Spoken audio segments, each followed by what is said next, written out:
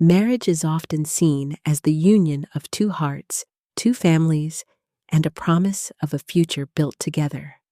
But what if marriage becomes nothing more than a calculated move, where love is only a mask and behind it lies greed?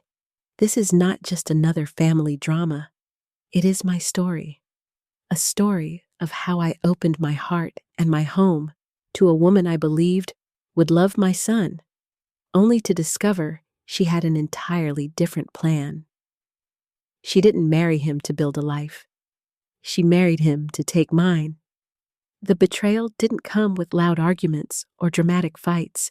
It came quietly, with legal papers, a rehearsed smile, and a notary at her side.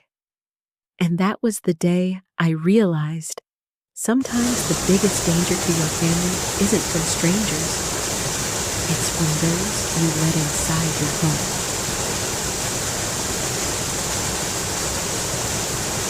From the outside, my life was ordinary, even peaceful. I had worked hard for decades, raising my only son on my own after my husband passed away early. Our home, an old but beautiful two-story house, was my pride and my legacy. Every brick carried memories, from my son's first steps to the quiet evenings I spent tending the little garden in the backyard. When my son turned 30, I started to wonder when he would finally settle down. He had always been focused on his career, working late nights and traveling often. He wasn't the type to jump into relationships, so when he finally brought a woman home to meet me, I was immediately curious. Her name was Claire. She was graceful, well-spoken, and had the kind of presence that could charm a whole room. She greeted me warmly, calling me Mom from the very beginning, a small gesture, but one that melted my heart. She insisted on helping me in the kitchen, complimented my cooking, and even asked to see old family photo albums. I remember thinking to myself, finally, he has found someone who truly values family. As weeks turned into months, Claire continued to show herself as the perfect partner. She remembered small details, like the stories I had told about my husband or the recipes I treasured. She encouraged my son to visit me more often, even suggesting Sunday dinners together. With every encounter, I felt my trust in her grow stronger. My neighbors noticed too. "Your son is lucky," they would say. "She seems like such a genuine girl." And I believed it wholeheartedly. When the proposal finally happened, it felt like the natural next step. My son planned a beautiful dinner, got down on one knee, and Claire cried tears of joy as she said yes. I hugged them both, my heart swelling with happiness. At last, my son had found someone to share his life with, and I had gained the daughter I always wished for. In the months leading up to the wedding, Claire was deeply involved in the preparations. She wanted everything perfect, not just for herself, but for the family. At least, that's what I thought. She would sit with me, sipping tea, asking about traditions, and making sure to include elements that honored my late husband. I felt respected, even cherished. But looking back now, I realized there were subtle signs, moments that I brushed off at the time. For instance, Claire often asked casual questions about the house. She admired its vintage charm, complimented the way I kept it so well maintained, and once joked, "This feels more like a family estate than just a home?" I laughed, thinking it was just small talk. But now, I wonder if she was studying more than just the decor. Another moment stands out in my memory. One evening, while helping me wash dishes, she asked, "Mom, do you ever worry about what will happen to the house in the future?" I smiled and replied, "This home will always belong to the family. One day, it will pass to my son, of course." She nodded quietly, her eyes thoughtful, but she said nothing more. At the time, I thought she was just being considerate. Now, I see that she was already planning. The day of the wedding came like a dream. Claire looked radiant in her gown, and my son agreed with pride as we stood by his side. The ceremony was filled with laughter, blessings, and promises of eternal love. I cried tears of joy, convinced that this was the beginning of a new chapter for our family. What I didn't know was that for Claire, the chapter had already been written, and the ending would not be the one I imagined. The morning of the wedding felt like a fairy tale. The sun broke through the clouds, casting a golden light over the garden where the ceremony would be held. Guests arrived dressed in their finest clothes, their laughter mixing with the sound of string instruments playing softly in the background. Everywhere I looked, I saw smiles, hugs, and the kind of joy that only a wedding could bring. I was both nervous and excited. As the mother of the groom, I had so many emotions tangled inside me: pride, happiness, and even a touch of sadness. My son was starting a new life, and though I knew it was a natural step, it also meant that he was no longer just mine. He belonged to someone else now. When I saw Claire walking down the aisle, I couldn't hold back my tears. She looked stunning in her white gown, her veil flowing behind her like a river of light. Her smile was radiant, and my son's eyes shone as if he had never seen anyone more beautiful. At that moment, I believed, with every fiber of my being, that this was love, the kind that would last a lifetime. The vows they exchanged were heartfelt. Claire's voice trembled with emotion as she promised to stand by my son through all of life's trials. He, in turn, vowed to protect, cherish, and love her until the end of his days.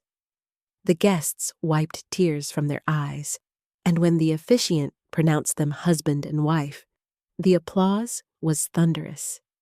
It felt perfect, almost too perfect. After the ceremony, we moved to the reception hall, a beautiful venue decorated with white roses and twinkling fairy lights. Toasts were given, laughter echoed through the room, and for a moment, I let myself imagine the future. Sunday dinners together, holidays filled with grandchildren, and the continuation of our family legacy. Claire floated through the room like a queen, charming everyone she spoke to. She danced with my son and his friends, even with me, making sure no one felt left out. Her ability to connect with people was remarkable, almost calculated. Every word, every gesture seemed designed to leave a lasting impression. But amidst the joy, there were little moments, small, fleeting, yet unforgettable, that made me pause. During one of the toasts, Claire's maid of honor joked, "Claire has always had an eye for the finer things in life. She knows how to pick the best."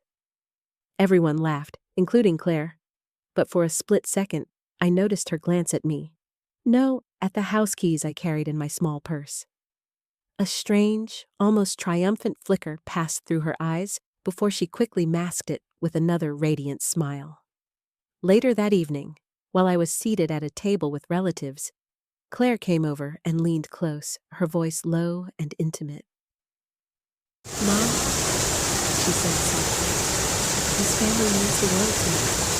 I promise I'll take care of it as if it were my own." It sounded sweet, almost touching, but the phrasing, "as if it were my own," lingered on my mind. At the time, I brushed it aside, thinking it was simply a sentimental slip of words. Now, I know better.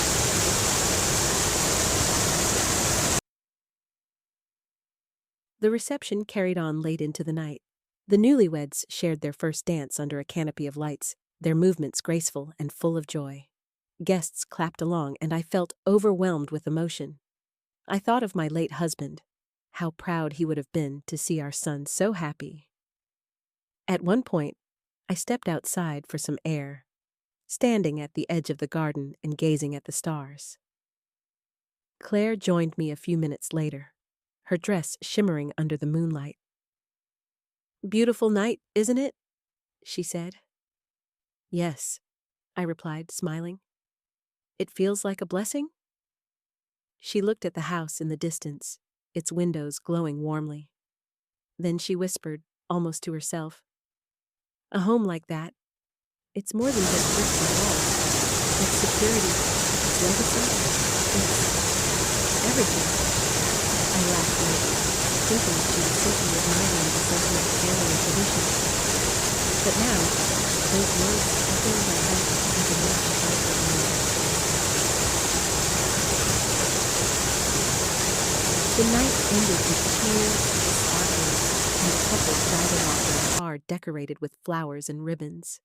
Guests waved, showering them with blessings.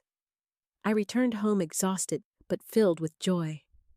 I walked through the quiet rooms of my house, feeling grateful for the memories and hopeful for the future. At that moment, I had no idea that the very house I was so proud of, the home I had worked my whole life to protect, would soon become the center of a shocking betrayal. Looking back, the wedding was more than just a celebration of love. It was a carefully staged performance, and every smile, every vow, every gesture from Claire was part of a script I didn't yet know existed. The weeks that followed the wedding felt like living inside a dream.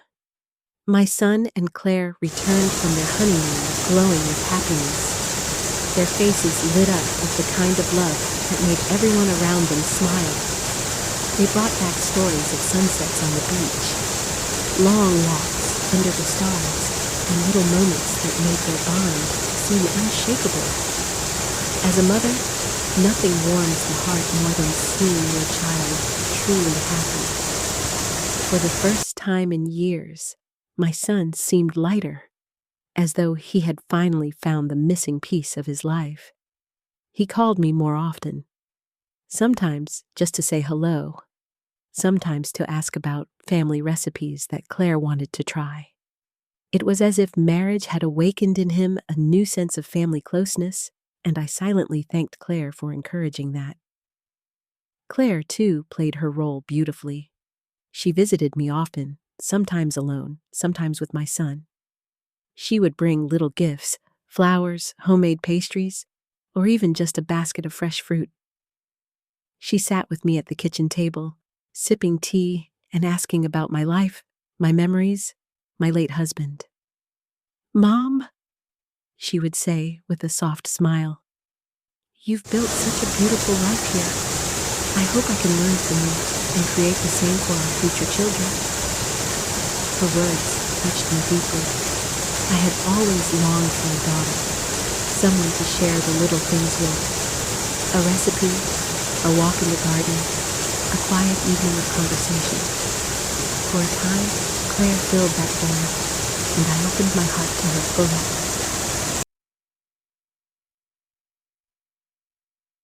One particular Sunday stands out vividly in my memory.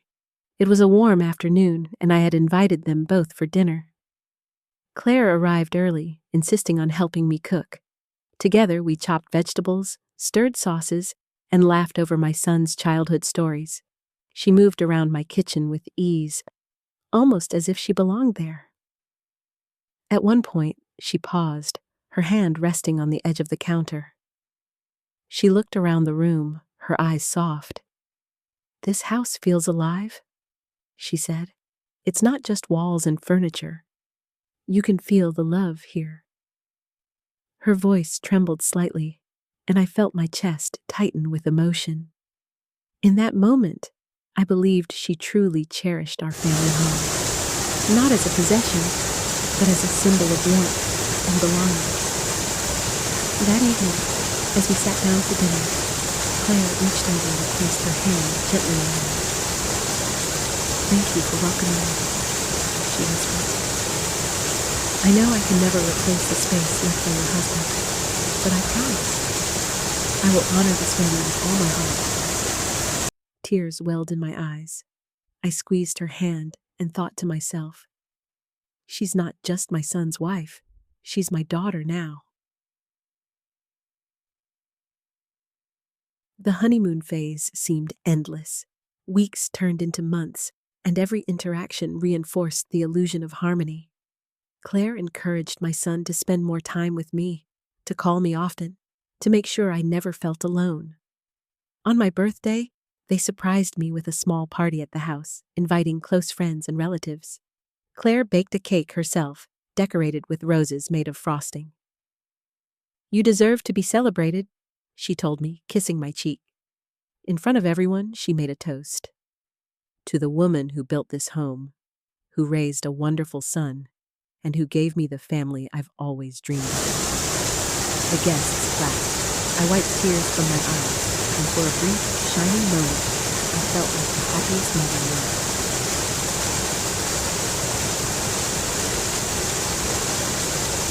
Yet beneath all the sweetness, there were subtle currents I didn't recognize at the time. Claire often asked questions, not in a demanding way, but gently, almost innocently. "How old is the house again? Was it difficult to pay it off on your own? Do you ever think about what will happen to it when you're older?" Each question seemed harmless on its own, like casual conversation. But looking back, I see the pattern. She was gathering information, planting seeds, preparing for something I could never have imagined. There was also the matter of her attentiveness. Claire had a way of making me feel special, but sometimes it felt rehearsed. For example, she always brought up stories from my past that I had mentioned only once, long ago. "Remember when you told me about planting the first rose bush in the garden?" she'd say, smiling warmly. "It's such a beautiful memory. I can imagine your late husband helping you." At first, I thought it meant she cared deeply, but now I wonder, was she memorizing my words not out of love, but as part of the strategy? Still, in those days, I didn't question her sincerity. I embraced every smile, every gesture, every sign of affection. After years of loneliness, I finally felt like my family was complete again. My son had found love. I had found companionship in a daughter-in-law. And the house that once felt too quiet was now alive with laughter. One evening, as the three of us sat in the living room after dinner, Claire rested her head on my son's shoulder and looked around the room. "This feels like home," she whispered. I smiled, my heart swelling with warmth. Yes, I thought. This is what family is meant to be. If only I had known then that those very words, spoken so tenderly, were part of a plan that would one day break my heart. It was a quiet Thursday afternoon, just a few weeks after one of our warm Sunday dinners together. The sky outside was gray, hinting at rain, and I was folding laundry in the living room when I heard the doorbell ring. I expected it to be a neighbor or perhaps a delivery man. But when I opened the door, my heart skipped a beat. There stood Claire, her smile perfectly polished as always. But she wasn't alone. Beside her stood a man in a suit, briefcase in hand, his expression serious and professional. "Hello, Mom," Claire said sweetly. "I hope we're not disturbing you. This is Mr. Harris, a notary." The word notary hit me like a splash of cold water. My mind scrambled to make sense of why she would bring such a person to my doorstep. "Notary?" I repeated, my voice hesitant. "What's going on?" She stepped inside confidently, her heels clicking against the wooden floor. The man followed, setting his briefcase on the coffee table. Claire's demeanor was calm, too calm, rehearsed almost. "Mom," she began, sitting down, as if this were the most natural thing in the world. "I thought it would be best to handle this sooner rather than later. We want everything to be clear and legal." I frowned, confused. "Handle what?" She folded her hands neatly in her lap, then looked me directly in the eye. "The house," she said simply. It's time we transfer the ownership. After all, this is our family home now. For a moment, I couldn't breathe. The words hung in the air, heavy and impossible. "Excuse me?" I whispered, my voice trembling. Claire's smile didn't falter. She gestured toward the notary, who was already pulling out a stack of documents from his briefcase. "It's quite simple, really," she continued. "You'll sign here, and the property will be jointly under our name. It will still be part of the family, of course, but with me and your son officially as owners. It's the responsible thing to do."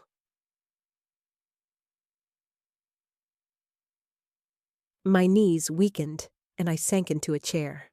I looked from Claire to the notary, then back to her. "Claire, this is my house. My husband and I built our lives here. Why would I just hand it over?"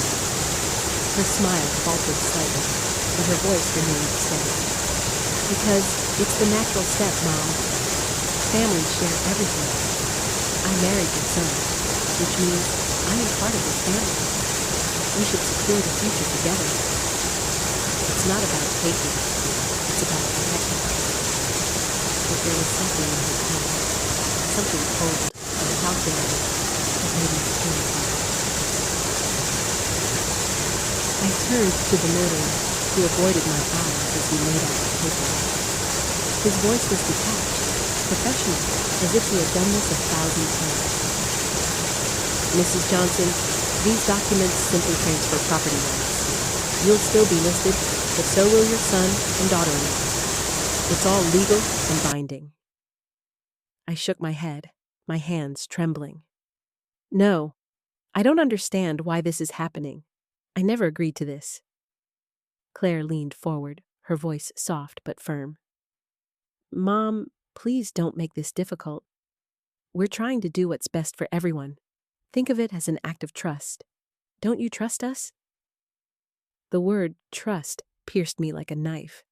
Trust was exactly what I had given her, unconditionally, wholeheartedly. And now she was twisting it, using it as a weapon against me. At that moment, the front door opened. My son walked in, still in his work clothes, carrying his laptop bag.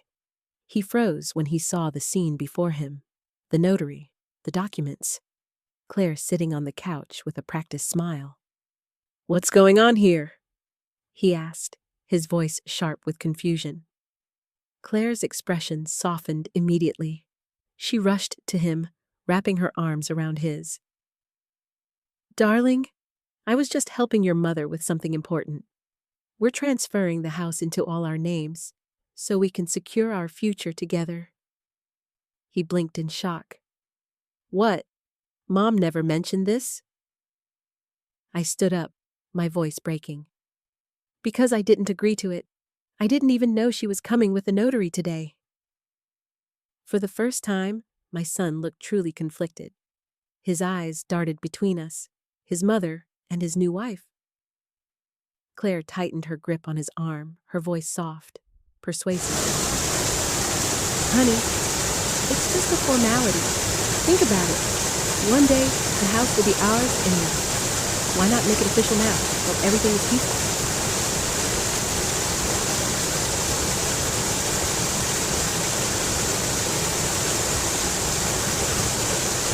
I could see the struggle in his eyes. He loved her. He wanted to believe her, but he also knew me. He knew I would never agree to something like this without discussion. "Claire," he said slowly, "don't you think this is a bit sudden?" Her smile faltered. For the first time, a flicker of impatience crossed her face. "Sudden? Darling, we're married. We're building a life together. Shouldn't we be united in everything?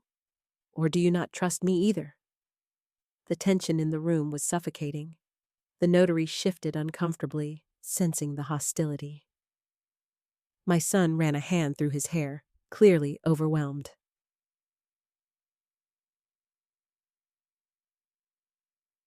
I stepped forward, my voice steadier than I felt. "Claire, listen to me carefully. This house is not just property.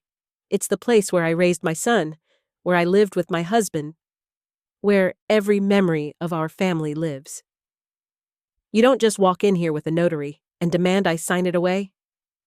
Her eyes hardened, the sweetness vanishing in an instant.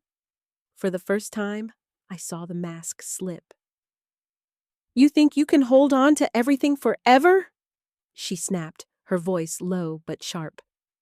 "You're not getting any younger. One way or another, this house will pass to us. I was only trying to make it easier." My son's face went pale. He looked at her as if he didn't recognize the woman standing before him. "Claire, what are you saying?" he whispered. But she didn't back down. Instead, she crossed her arms, her gaze unwavering. "I'm saying I married into this family, and I deserve my share, whether you like it or not." Silence filled the room, broken only by the sound of my own heartbeat thundering in my chest. I looked at my son, then at the woman I once believed to be the daughter I had always wished for. And in that moment, the truth settled like a stone in my stomach. Claire had never married my son for love.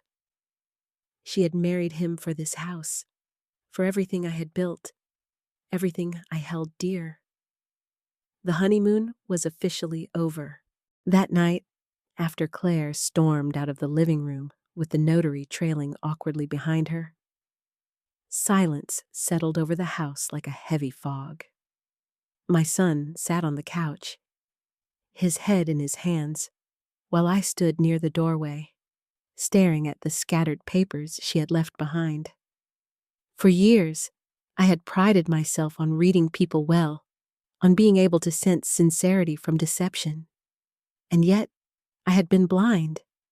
I had let Claire into my heart, into my home, and I had believed every word, every smile. But now, her mask had cracked, and I knew I couldn't ignore the truth any longer. The first clues. The following days were tense. Claire avoided me, and when she spoke to my son, it was often behind closed doors in hushed tones. I could hear their voices, hers sharp and pleading, his strained and confused. I tried not to listen, but I couldn't help catching fragments. "Don't you see? This is for us. She doesn't trust me, after everything I've done." One evening, when my son finally came to me, his face was pale. "Mom," he said softly, "did you know Claire has been researching the house?" My stomach dropped. "What do you mean?" He rubbed the back of his neck, clearly uncomfortable. "I found files on her laptop, property records, inheritance laws, even information about transferring ownership. She had bookmarked legal articles months before we even got married." The words struck me like thunder. So it hadn't been impulsive. It had been planned. Carefully, methodically. The investigation. I didn't want to believe it.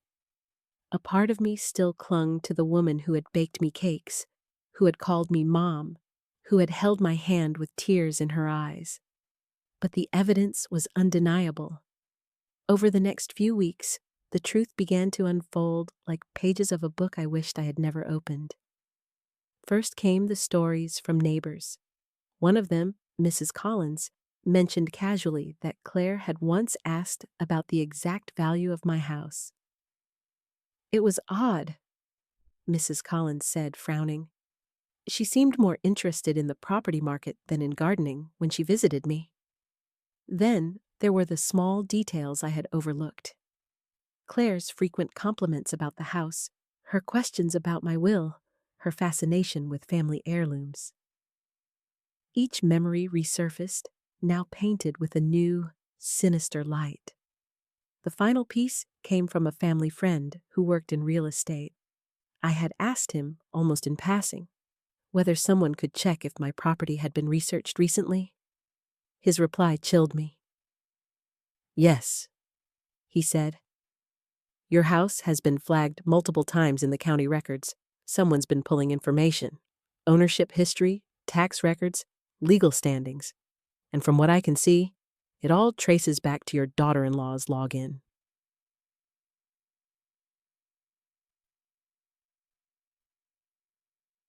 The confrontation. When I presented this to my son, he looked broken. "I didn't want to believe it, Mom," he whispered. "But now, I don't know who I married." That night, he confronted Claire directly. I stayed in my room, but I could hear their voices echoing through the hall. "Why, Claire? Why would you do this?" "Because I'm securing our future. Don't you see? Your mother is clinging to the past. That house should belong to us now." "You married me for love, didn't you?" There was a pause, a silence so long that it made my heart ache. And then her answer came, sharp and cold. "Love doesn't pay the bills. That house is worth more than anything you could ever give me." The sound of my son's voice breaking, like glass shattering, was something I will never forget. The hidden motives. As days turned into weeks, more truths emerged. Claire hadn't just married my son impulsively. She had sought him out. Through conversations with old acquaintances, we discovered that she had known about our family long before their chance meeting. She had worked at the same company briefly, learned about his background, and even asked pointed questions about his upbringing. It wasn't coincidence that she showed such interest in our family traditions, in my late husband's memories, in our home. It had been part of a carefully constructed plan to present herself as the perfect partner, the ideal daughter-in-law, until the moment she could strike. The pain of betrayal. What hurt the most wasn't just her deception. It was the realization that every tender moment, the dinners, the laughter, the affectionate words, had been tainted with ulterior motives. I remembered the evening she told me, "This house feels alive." At the time, those words had made me cry tears of joy. Now, they made me shiver. I remembered the birthday cake she baked, the toast she gave. To the woman who built this home, it had seemed like gratitude then. Now, I knew it was entitlement. And worst of all, I remembered the way she called me Mom. That single word, which I had longed to hear from a daughter, had been nothing more than a tool in her game. The turning point. My son grew distant from her after that confrontation. For the first time, he questioned everything about their relationship. He still loved her. Love doesn't disappear overnight, but he could no longer ignore the cracks. One evening, he came to me, his face pale, his eyes red from sleepless nights. "Mom," he said quietly, "I think she never loved me at all. I think she only loved what she thought she could take from us." I held him as he cried, my heart breaking not just for myself, but for him. Because betrayal from a spouse cuts deeper than any wound, leaving scars that never fully heal.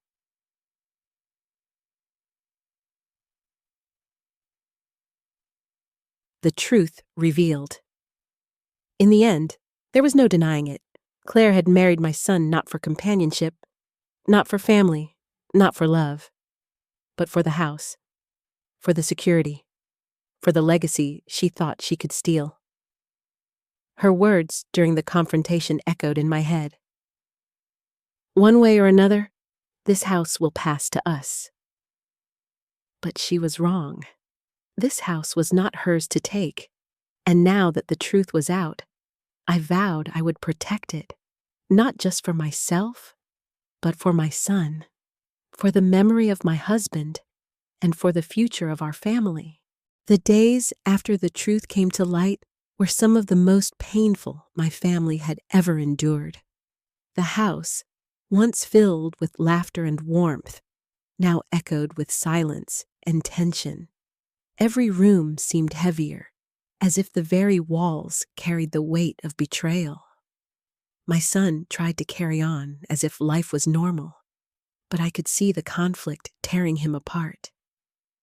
His love for Claire had been real, pure even, and now he was forced to reconcile that love with the devastating truth that the woman he trusted had deceived us both.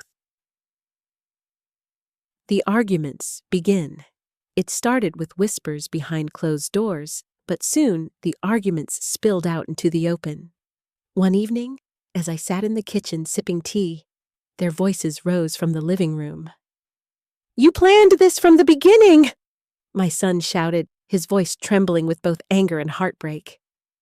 "I planned for our future," Claire shot back. "Do you think I wanted to live in some tiny apartment when this house was right here? You should be grateful I care enough to secure us something permanent."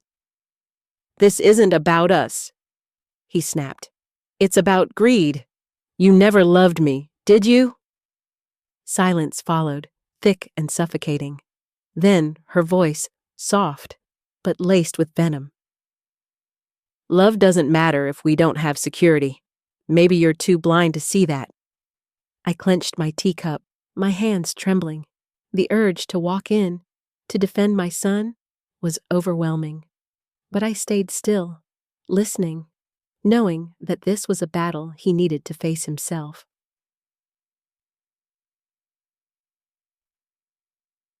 The rift grows over the following weeks. The house became a battlefield. Claire stopped visiting me in the kitchen, stopped calling me mom, stopped pretending. Instead, she passed me in the hallways with cold, tight-lipped nods. The warmth in her eyes had vanished, replaced by calculation and bitterness. She accused me of poisoning my son against her.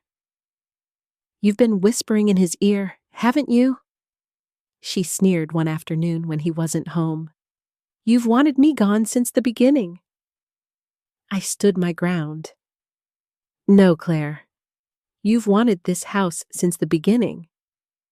Don't blame me for the choices you made." Her face twisted with rage, and for the first time, I truly feared what she might be capable of. My son's struggle. The hardest part was watching my son unravel. He loved her, despite everything, despite the lies. And love doesn't disappear simply because the truth is revealed. He came to me one night, sitting on the edge of my bed like a boy again, his eyes red from sleeplessness. "Mom, I don't know what to do," he whispered. Part of me still loves her. I see the woman I thought she was, the one who laughed with us at dinner, who baked cakes for your birthday. But then I remember what she tried to do, and I feel like a fool. I took his hand, squeezing it gently. "Love makes fools of us all, my son. But love without trust isn't love. It's a cage. You have to decide if you want to live in that cage or if you want to break free." Tears slipped down his cheeks, and in that moment, I wished I could carry his pain for him. But some lessons can't be taught. They have to be lived. The explosive confrontation. The breaking point came one stormy evening. Rain lashed against the windows, thunder shook the walls, and the air inside the house was thick with unspoken words. Claire had been pacing the living room, her anger simmering just beneath the surface. My son sat on the couch, his head in his hands. I stood by the doorway, silent but present. Finally, she exploded. "I gave up everything for you," she screamed. "Do you know how many men wanted me? Do you know what I sacrificed to marry into this family? And what do I get in return? Distrust, accusations, humiliation." My son rose to his feet, his voice raw. "You sacrificed nothing. You married me for a house, Claire. For a house! How could you throw away everything we had for bricks and walls?" Her eyes flashed with fury. "It's not just a house. It's wealth. It's power. It's a future. You're too blind, too weak to understand. The room fell silent. My son stared at her as though he were seeing her for the first time. Slowly, he shook his head. "No, Claire," he said quietly. "You're the one who doesn't understand. Love was our future, and you destroyed it." She laughed bitterly, a sound that sent chills down my spine. Then maybe I chose wrong. Maybe I should have found someone else who appreciated what I was willing to fight for. The words hung in the air like poison. My son's face crumpled, and I felt my own heart shatter for him.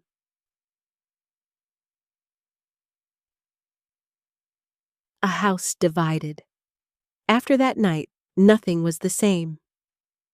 Claire stopped hiding her disdain. She no longer pretended to care, no longer offered kindness or warmth. Every interaction was laced with hostility, every glance a challenge.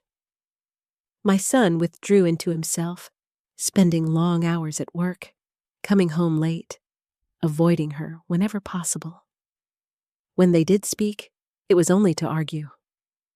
And through it all, I stood in the middle, watching my family fracture before my eyes. This house, once my sanctuary, had become a prison. The laughter was gone, replaced by shouting and silence. The walls that had once held love now held only bitterness. I began to wonder if Claire had already won, not by taking the house, but by destroying the peace it once carried. The choice. One evening, my son sat with me in the kitchen, staring into his untouched cup of coffee. His face was pale, his shoulders heavy. "Mom," he said softly, "I think I have to let her go." My chest tightened. "Are you sure?"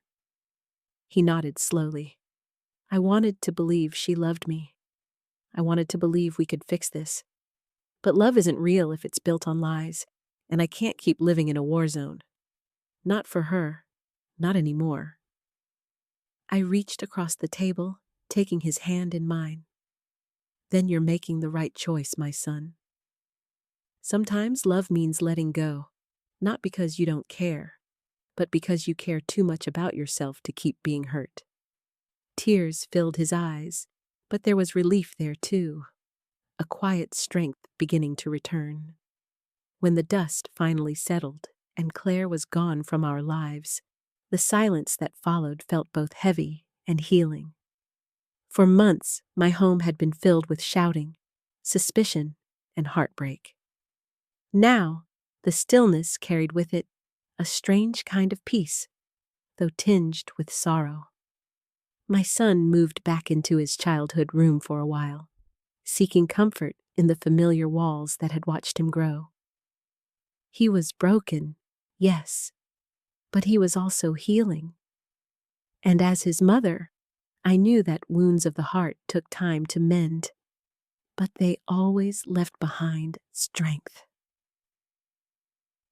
The aftermath. Claire's departure was not quiet.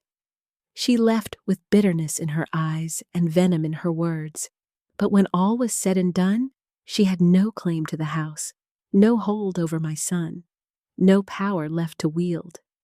She had underestimated us. She had underestimated me. This house had stood for generations, built on love and sacrifice, not on greed. And no matter how cunning her schemes, no matter how carefully she plotted, she could never take away what truly made this home sacred. The memories, the family, the resilience. A mother's reflection. In the weeks after, I found myself wandering through the rooms, touching the walls, running my hands across the old wooden banister. I thought of my late husband, of the years we had built here together. I thought of birthdays celebrated in the dining room, of Christmas mornings by the fireplace, of late-night talks in the kitchen. Those memories reminded me of something Claire could never understand. A house is not just bricks and mortar. It is not just a number on a property deed. It is the people who fill it, the love that binds them, and the lessons passed from one generation to the next. I realized then that my role as a mother was not just to protect the house, but to protect the spirit of what it represented. My son's healing. For my son, the journey was harder. He had to grieve not just the end of his marriage, but the betrayal of his trust. Love had blinded him, and when the veil was torn away, it left scars. But over time, I saw him change. He grew quieter, more reflective, but also stronger. He no longer sought validation from someone else's affection. He learned to stand tall on his own, to recognize that love built on lies is not love at all. It is manipulation. One evening, he told me, "Mom, I thought I lost everything when I lost her. But now I realize the only thing I lost was an illusion. What I still have is real. My family, my home, my dignity." Those words filled my heart with pride. The lessons learned. This painful chapter taught us lessons that I will carry with me always. Trust your instincts. From the beginning, there had been small signs, questions that seemed too pointed, compliments that felt rehearsed. But I wanted so badly to believe, to accept, to love. I silenced my instincts, and it nearly cost us dearly. Love without trust is hollow. My son's love for Claire was real, but it was built on lies, and lies, no matter how sweet, cannot sustain a marriage. Real love requires honesty, vulnerability, and respect. A home is more than property. Claire saw only the financial value of the house, but to us, it was history, legacy, and memory. A home cannot be stolen because its true worth lies in the people who carry it in their hearts. Strength comes from survival. Betrayal hurts, but it also teaches resilience. My son and I emerged from this ordeal stronger, wiser, and more united than ever before. Moving forward, time has a way of healing wounds. Seasons changed, the garden bloomed again, and the house began to feel alive once more. Laughter slowly returned. Hesitant at first, but then genuine. My son eventually decided to move out, to find a new place of his own, though he visits often. He told me that he wants to build a home that carries the lessons he learned here. A home not of wealth or possession, but of love and trust. And me? I remain here, in this old house, not as a woman guarding her treasure, but as a mother safeguarding her legacy.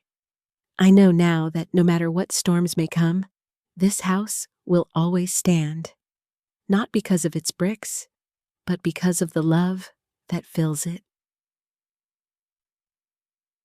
Conclusion. Looking back, I realized that Claire's betrayal, though painful, was also a blessing in disguise.